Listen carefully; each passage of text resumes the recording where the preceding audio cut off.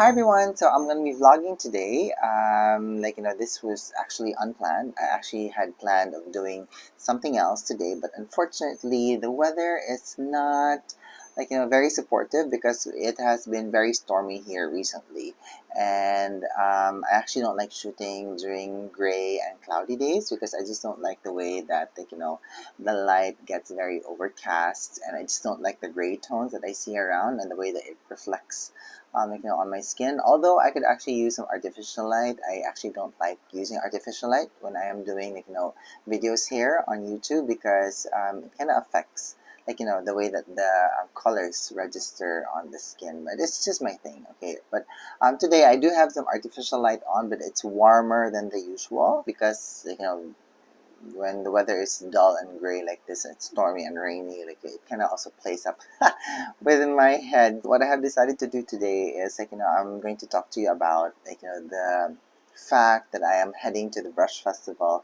in Kumano, Hiroshima, Japan in I think 2 weeks, like a little bit over 2 weeks. I'm planning to leave for Osaka on September 19th, and then I'm gonna head to Hiroshima just in time for the Brush Festival, which is happening on September 22nd. So I'm actually very excited with this.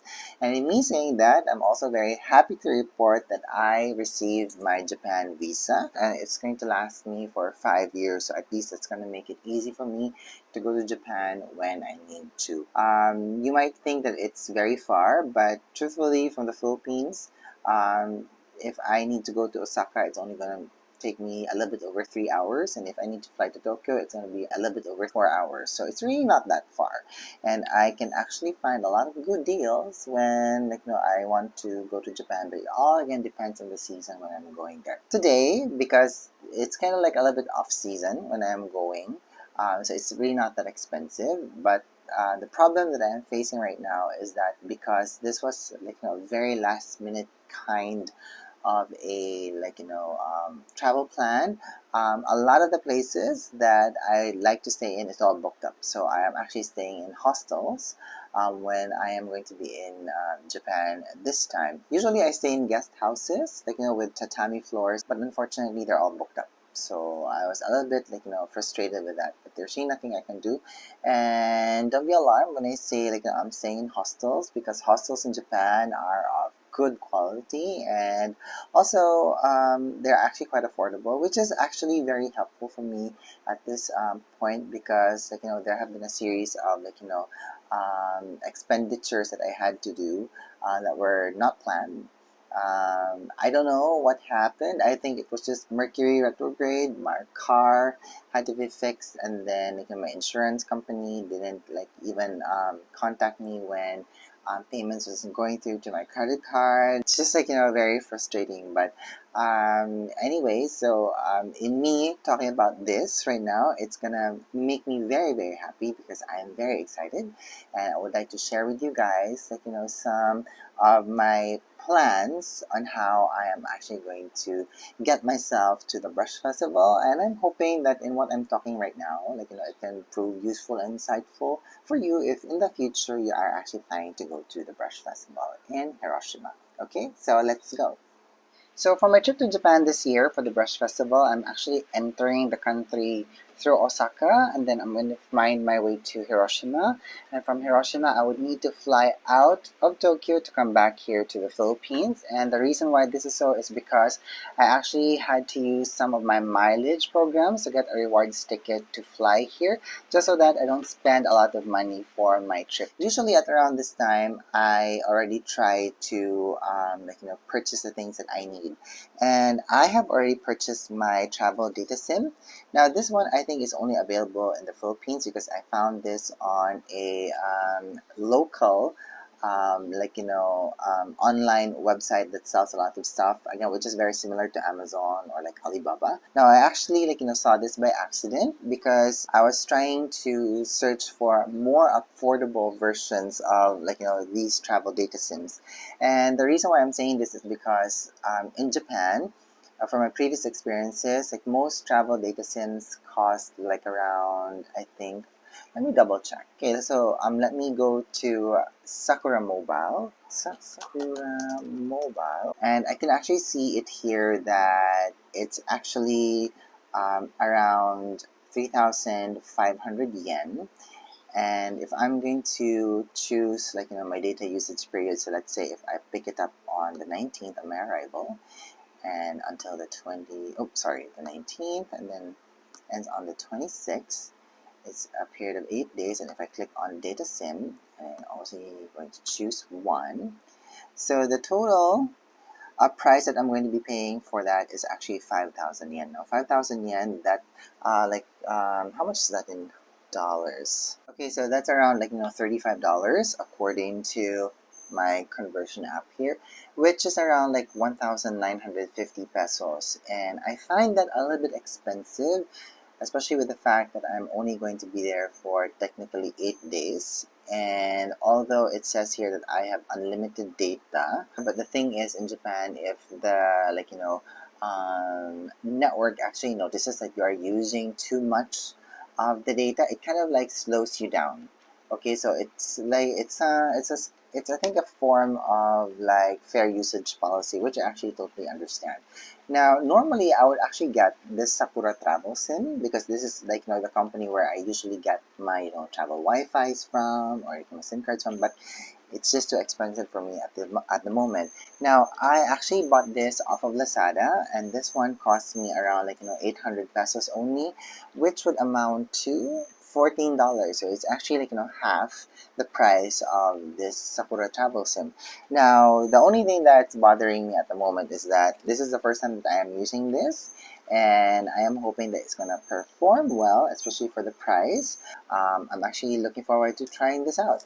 Now, so that's my data travel SIM card sorted. Now, the next thing that I usually do at around this time is I actually purchase my train passes. Now, if you're someone who's been wanting to go to Japan, I'm sure you've already done your initial research into getting there and how you're going to be traveling around the country. I'm sure you would have heard of the Japan Rail Pass. So this is their main website, this is their official website. And if you're going to purchase the National Japan Rail Pass, you're going to purchase it off of japanrailpass.net. Now, it's very important for you to do this because you're actually also able to reserve seats on this website with your rail passes. So that's actually very important. So when you're planning your trip to Japan, just make sure that you already have an idea where you're going and what time you're going, especially if you're going to be taking the bullet trains, the Shinkansen, because if you're someone who's traveling with a very big luggage, you actually need to reserve a seat on this train, wherein it also enables you to reserve luggage space for your oversized baggage. Okay, that's actually very, very important. So I am actually not going to be purchasing a Japan Rail Pass, a national Japan Rail Pass, because I am not going to be traveling around Japan for the entire time that I am there. So instead, what I'm going to do is I'm going to purchase a regional pass from the JR West company, and this is their website. So before I actually show you guys the JR West train pass that I purchased, let me just show you this map of Japan, the peninsula of Japan, and you have it here. This is from Google Maps, and let me just zoom in a little bit. And the reason why I'm doing this is because I just want to show you guys give you a visual idea of how far Hiroshima is from either Osaka and Tokyo, because Osaka and Tokyo are the main points of entry into Japan, either if you're flying from the United States or from Europe. And there are some, I think, that can also fly into Fukuoka. And if you follow my cursor here, this is where Fukuoka is located, and it's actually closer to Hiroshima than the other two cities that I mentioned. So at least in showing you guys this, it will give you a visual idea of where Hiroshima is located in Japan, and it can hopefully help you to plan your trip accordingly. Okay, so let me just zoom this in. Okay, perfect, because we'll get back into this part of the map later. Okay, so what I'm going to do now is I'm going to click on the JR West company website here, because it's important that I do so, just so that you can have an idea of how you can actually purchase your rail pass. And also I can show you guys some things that might deem useful for you on your trip there when you purchase a rail pass from the JR West Company. So the JR West Company is one of 6 railway companies that makes up the Japan railway system. And the JR West, as the name indicates, actually takes care of the train systems in the western portion of Japan. So if I'm going to scroll down here very slowly, so this is the service area map of the JR West Company. Everything that's in a bright green color here is where JR West trains are actually being operated, okay?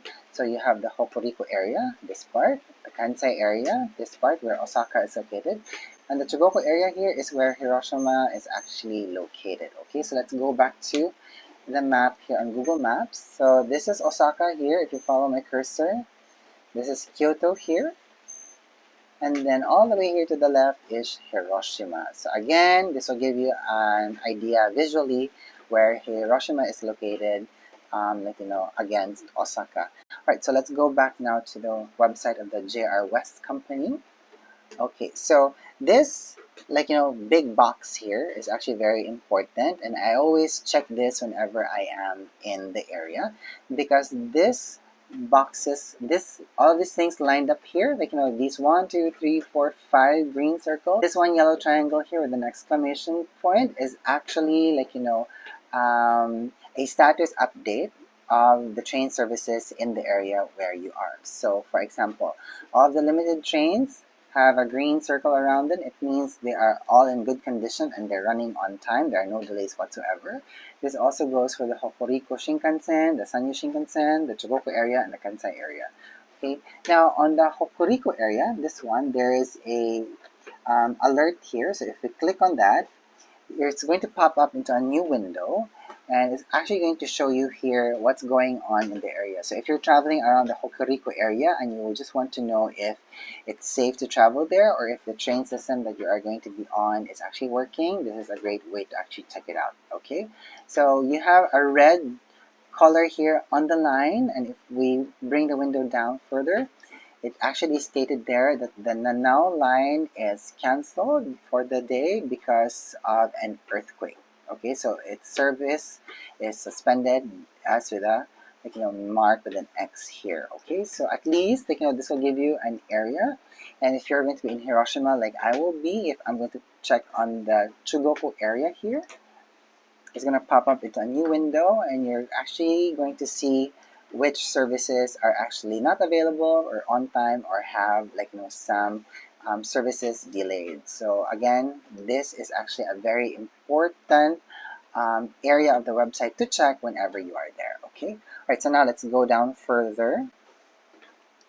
Okay, on this box here it says ticket deals and passes, so we'll click on that, and then if we're going to bring it down further, we're going to click on this as well, and it's going to pop up into the window that actually shows you all of the JR West rail passes available for you to purchase. Now, based on my research before, I believe there are 6 area passes here that you can use to actually travel to Hiroshima, but it all depends where you're starting from or where you're ending from. Okay, so we have here the Kansai Hiroshima area pass.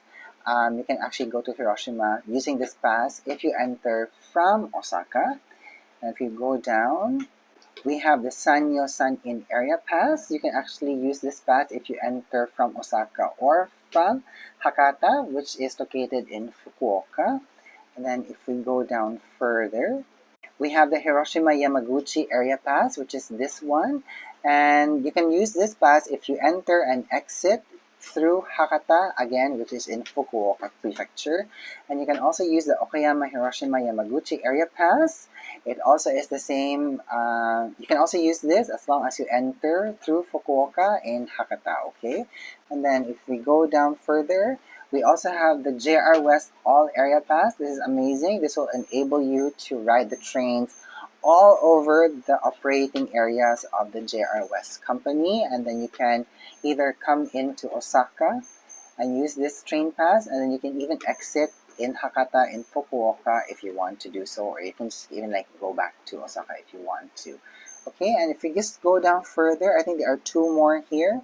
Yes, so you have the Setochi Area Pass, which enables you to use this pass if you enter through either Hakata in Fukuoka or in Osaka. But basing on what we see here on the map, it actually limits you on where you can actually travel from. And the other pass is the Sanyo Sun In Northern Kyushu Pass. So this one, amazing. You can actually enter through Fukuoka here or even Osaka, and you can even really travel around. Okay, now the main difference between these passes is obviously the prices. Some are priced at 26,000 yen, so that's around how much. Let me double check with my currency converter. Okay, so 26,000 yen is $180, or that's around 10,000 pesos, and that's the price of the Sanyo Sun in Northern Kyushu Pass that we saw, that I showed you earlier. And that pass is actually valid for 7 days. So there are some passes that are actually priced the same, and they're either have a shorter duration, and there are also some that are priced at a much more cheaper rate, especially if it limits the number of areas where you can actually visit in the area. So there are some that you can get for 22,000 yen. And then for me, the pass that I chose was actually the Kansai Hiroshima area pass, which is this pass. And if I click on here and bring the window down, so the Kansai Hiroshima area pass will actually cost me 17,000 yen, and it has a validity of 5 days. Now, technically, I am in this area for 6 days. Now, I have decided not to purchase a train pass for a longer duration, because one, it's too expensive, and second, on the day that I arrived in Osaka, I'm going to be arriving late in the afternoon, and I'm sure I'm going to leave the airport by around 3 p.m. So the way things are counted in Japan is that even if I purchase a train pass for that day, even if it's 8 a.m. or 12 noon or 1 p.m., the train pass will actually refresh after 12 midnight. So if I arrive at 3 p.m. and I would activate my train pass upon my arrival, it's such a waste, because I'm not planning to go around that day anyway. And it's actually much more cheaper for me to just purchase a separate ticket for a limited express train from Kansai Airport to Kyoto than buying a longer duration of a train pass ticket. Okay, right. So anywho, let's bring the window further up. Okay, so that I'm just gonna show you guys the general train map of the service area, the Kansai Hiroshima pass that I purchased. Okay, so I'm going to be arriving in Kansai Airport here, and then this is Osaka, this is Kyoto, and this is Hiroshima. So I am able to travel for 5 days all over this train system, and I'm also able to use this ticket when I am in Hiroshima, wherein I'll be taking the local train from Hiroshima Station to Yano Station, where I'm going to take a bus to the Brush Festival. Okay, so it's actually a very effective train ticket to have, because at least I don't have to purchase tickets individually at the ticket counters, or even at the ticket machines. So it's more time efficient, and also it's actually good value for your money, because for example, a rapid train ticket from Kansai Airport to Kyoto is around 3,500 yen. So if you're going to purchase a round trip ticket to Kansai Airport, that's already close to 7,000 yen. But that's almost half the price of the total price of the Kansai Hiroshima pass. Now, when you purchase this, by the way, make sure that you read all of these notes that you see here, because this will actually tell you which trains you're not allowed to ride, and which service areas is not part of your ticket. And I mean, this is just very helpful, because at least it will just really help you to plan your trip accordingly. Okay, and in me saying that, let me tell you that you are actually not allowed to ride the bullet train from Kyoto Station all the way to Hiroshima Station, because technically Kyoto is not part of the JR West Company, but it's actually part of the JR Central Company.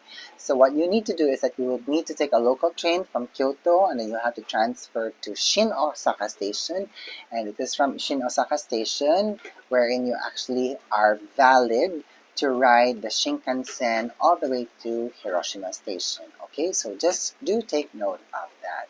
And also one other thing, as I've said earlier, I am going to be flying out of Tokyo. And if we take a look at the train map here, there are actually 4 airports within the area. Of course, Kansai Airport, we already know, is being serviced here, but there are 3 other domestic airports within the area. So Hiroshima Airport, unfortunately, is not serviced by a rail system, but you'll actually need to take a bus to get to Hiroshima Airport from the city center. So it's actually not that expensive, and it's actually quite doable. Now, unfortunately, at the time that I was booking my tickets, my airline tickets, there were no rewards ticket available for me to take at Hiroshima Airport. Now, I was actually also equally surprised when I was trying to book a rewards ticket out of Okayama Airport to Tokyo. There was still none available. So I was actually very lucky that I was actually able to find one rewards ticket flying out of Takamatsu Airport all the way to Tokyo, Haneda. Now, as you guys can see here, Takamatsu Airport is not serviced by a train system, but there's actually a bus that actually runs from Takamatsu Station all the way to Takamatsu Airport. So I just really have to adjust my time when I'm leaving Hiroshima just so that I can get to Takamatsu in time to catch my flight to Tokyo. Okay, so this is really very important for me to see all of this, and to see there are other airports in the area where I can fly out from, because as I've said earlier, September in Japan is typhoon season. Well, it's also the same here in the Philippines. I think you can hear the rain tapping onto my roof now. So it really pays to have a plan A, plan B, plan C, plan D, plan E. You have to have a lot of plans just to enable to get yourself from point A to point B, especially if you're a foreigner and you do not live in Japan. In me saying this, I know that with whatever happens, if I need to either reroute my ticket, I can actually do it in 3 other airports. But if all else fails, I can always fly out of Kansai International Airport. Okay, all right. So this is the Kansai Hiroshima Area Pass. Now, once you actually purchase this, so if we go down the window and you actually click on this thing here, it's going to pop you up into a new window, and it's going to ask you how many passengers are going to be with you, how many kids are going to be there. So if there are no kids traveling with you, you just have to put a 0 on it. Once you have the date down, just click on search, and it's going to show you the other steps that you need to take in order to get this Kansai Hiroshima Area Pass. Now, once you purchase this, you actually get a voucher on your email. And this isn't actually your ticket yet, but what you need to do is you'll either print out this voucher or either the voucher code that was in the email, and you're going to present that at the JR West office where you will pick it up from. So there's also a choice that you have to make there, wherein if you want to pick it up at the JR West office at Kansai Airport, in Osaka Station, Shin Osaka Station, Kyoto, things like that. But to me, actually, it's best to pick it up at Kansai International Airport, because at least this just minimizes you from adjusting your day when you're touring around, because you don't have to spend so much time lining up at the train tickets in town, in Osaka and Kyoto, because sometimes the line can get quite long, especially if there are a lot of tourists in that area or people who need assistance. Okay, and also one other thing, by the way, let's go back to the main web page of the JR West company. You are actually also able to reserve seats when you have received your voucher number. So let me just show that to you guys. So let's click on this box here that says reserve. When you have this, you can purchase a discount ticket, and then you can reserve tickets by selecting a stations, do whatever. You can also check for your reservations, or you can change your train tickets, or you can use your time. So all you have to do is just to click on this, okay? And then it's going to bring you into this window wherein it's going to ask you to input the reservation number. So that's the voucher number that I was talking about. And then the email address that you actually used for this reservation. And then it's going to ask you for an identification number. So this is just a security number that you're actually going to input when you are doing the initial purchase for the ticket, okay? So I'm just going to not show you guys this because it's sensitive information. Okay, so it has now popped up into this main, window where it's going to show you the details of your ticket. So as you guys can see here, I have indicated that the start date is going to be on September 20th, and then it's going to be valid until the 24th of September. And of course, the details of the ticket, things like that. So it's also indicated here that I've already paid for it, and I have not yet picked up the ticket from the station. So if we're going to click on this thing that says reservation details, it's going to bring me to another window. The first thing that you're actually going to see is that they have a lot of reminders. So be sure to receive your ticket before boarding the train, and then make sure that the credit card that you use to purchase the rail pass is the same credit card that you're going to present to the sales associate at the ticketing office of the JR West Company. Now, I really love that the JR West Company actually gives out a lot of these reminders, and they try to ensure that you actually don't pay more than that is necessary for your ticket. Okay. Anywho, so I'm just gonna bring down the window again. So I've zoomed out a bit. Now, as you guys can see, I have already managed to reserve all of my seats that is necessary for all of my train rides in the area. So the trains that I was able to book on were the limited express trains and the bullet trains. So any regular train, you really don't have to. And I really love that I was able to do this because at least it was actually able to help me plan my trip accordingly. I'm really, really happy with this. And this is very easy to do, by the way. So for example, let's add one more train trip, for example. So let me click on the specified train, and if I'm going to depart from Hiroshima Station, let me key that in. And then let's say I want to go to Himeji Castle for the day. So let me check. Okay, Himeji. And let me say it will be on September 23. And I'll leave at, let's say, 9 in the morning. And let's search. Okay, so it's going to show you the times of the trains available. And the time required to go from one area to another, the distance traveled, and the type of bullet train that you're actually be riding. So for example, if you take the 9:56 train from Hiroshima Station, you'll be taking the Mizuho 602. And then if you're traveling to Himeji with a very big luggage, you can actually click on this, and then you have to click on this, and then click on select specific train. And then it's going to show you which area of the train where you can actually place your oversized baggage. And if you understand, you can click on confirm and continue. And then you can click on select on seating available, and you can click on next again. I love the fact that I actually show the direction of travel on this website. That's so amazing. So as you guys can see here, this is the area of the train where you can actually keep oversized luggage. So behind seat 1A, 1B, 1C, and 1D, there's actually space there for oversized luggage. And if you click on that, and it's actually automatic that the area behind your seat is where you will store your oversized luggage. So at least that will actually just really help you in ensuring that your travel around Japan on the bullet train is going to be seamless. Planning your trip in advance can just make it a much more pleasant experience.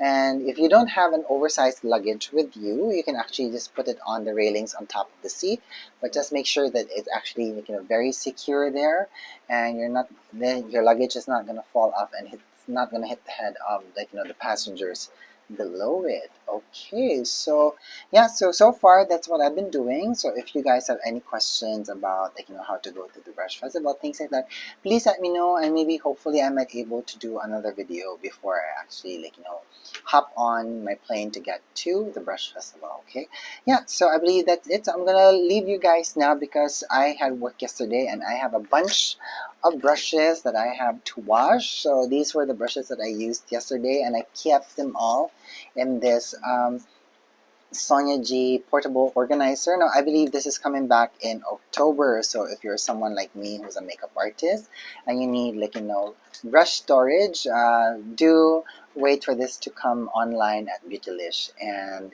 look at all of the brushes that I have here. So they need to be washed. So can you see which other brushes that I have here? So these are the new Sonia G Kakishibu brushes. I love them. This is the Chikuhodo Bobo CH1 brush. This is the Buffer Pro. This is the Bisyodo FUES brush. I love this for cream eyeshadow application, concealer, things like that. Okay, I still have the jumbo bronzer here. I also have the Eihodo Kingyo brush here. So those are the brushes that I used for work yesterday. Anywho, so I'm gonna let you guys go now because I think this vlog turned out to be way longer than I intended it to be, and I'm hoping that you were still able to hear me through the rain. And I'm just so glad that it kind of like dissipated a little bit, at this time in the afternoon. Okay, so that's it for me today. I'm gonna let you guys go now. Thank you so much for watching. Thank you so much for being here, and I hope that you're having a good day wherever you are. Bye.